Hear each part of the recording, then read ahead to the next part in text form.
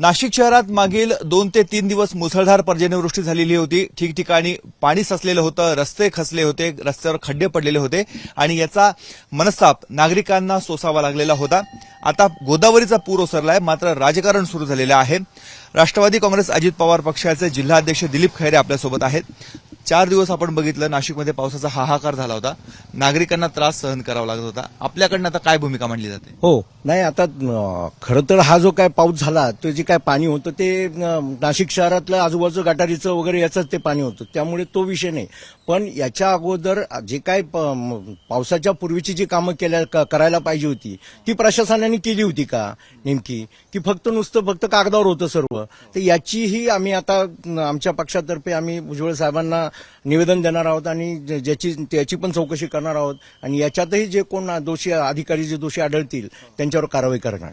पण महापालिका प्रशासनाकडनं काम होत नाहीये असं आपलं म्हणणं आहे का? कारण आपलेच सत्ताधारी मित्रपक्ष या महापालिकेत आहेत। नाही, प्रशासनाकडून काम ज्या पद्धतीने व्हायला पाहिजे त्या पद्धतीने होत नाहीये। ज्या पद्धतीने व्हायला पाहिजे ना, की थोडी सुसूत्रता त्याच्यामध्ये दिसत नाहीये आणि लोकप्रतिनिधी आणि प्रशासन याच्यामध्ये कुठेतरी वेगळे वेगळे विषय होताना दिसत आहे। म्हणजे प्रशासन वेगळं बोलतंय, लोकप्रतिनिधी वेगळं बोलतंय आणि प्रशासन ही शहराची मालक झाल्यासारख्या आविर्भावामध्ये वागताना दिसत आहे कम्प्लिटली। पण जो टास्क फोर्स महापालिकेने तयार केलेला आहे तो तुमच्यापर्यंत पोहोचला होता का? त्याची कामं झाली होती का? नाही, टास्क फोर्स हा काय आहे म्हणजे आता तुम्ही मला बोलताय, विचार करा, म्हणजे तुम्ही बोलल्यानंतर मला टास्क फोर्स कळतोय म्हणजे हा किती खालपर्यंत आलाय। मी एका पक्षाचा जिल्हाध्यक्ष आहे तरी मला टास्क फोर्स माहिती नाही, म्हणजे तो फक्त कागदावर झालेला आहे टास्क फोर्स, पण जो काय झालेला असेल तो। यावेळेस आपण बघितलं शहरात ठिकठिकाणी पाणी मोठ्या प्रमाणामध्ये साचलेलं होतं, रस्ते खचलेले होते, अगदी कमरेपर्यंत खोल खड्डे पडलेले होते।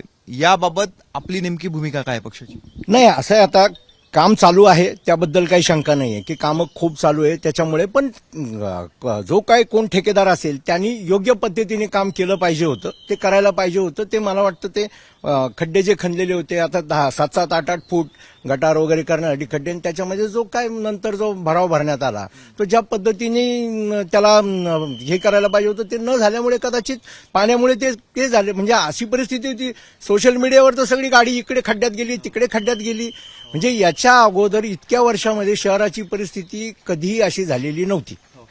पण मग या संदर्भात नेत्यांमध्ये अधिकाऱ्यांमध्ये समन्वयाचा अभाव दिसतो आहे, काय वाटतंय तुम्हाला? नाही, आता नेत्यांचा याच्यामध्ये काय संबंध नाही, पण जे स्थानिक पदाधिकारी आहे म्हणजे महापौर असतील, उपमहापौर असतील किंवा पदाधिकारी असतील जे कोण महापालिकेच्या संदर्भातले ते आणि अधिकारी यांनीच समन्वय साधला पाहिजे ना तो। आता ते प्रत्येकजण पक्षाची लोक पक्षाचं काम करतात, जसं मी तुम्हाला सांगितलं की शेवटी काम करणारा हा प्रशासन आहे, त्यामुळं जे कोण लोकप्रतिनिधी असतील ते प्रशासनाला सांगतील, त्याच्या पुढे जे काय काम तर प्रशासनच करणार आहे ना तिकडे। आपल्या पक्षाचे ज्येष्ठ नेते मंत्री छगन भुजबळ यांच्याशी काही संवाद झाला याबाबत? त्यांच्याकडनं काही पावलं उचलली जात आहेत? या संदर्भामध्ये आम्ही जे काय आता जी मधल्या 8 दिवसात जी परिस्थिती शहराची झाली ती साहेबांच्या कानावर टाकलेली आहे। आता येत्या 2-4 दिवसामध्ये भुजबळ साहेब नाशिकला आले की आम्ही सर्व पदाधिकारी साहेबांना भेटून आणि याच्यावर काय करायचं ते साहेबांची चर्चा करून करणार आहोत। एकूणच आपण बघतोय नाशिकमध्ये पाऊस झाला, गोदावरीचा पूर ओसरलाय, मात्र या निमित्तानं मित्रपक्षच आता आक्रमक होताना बघायला मिळत आहेत।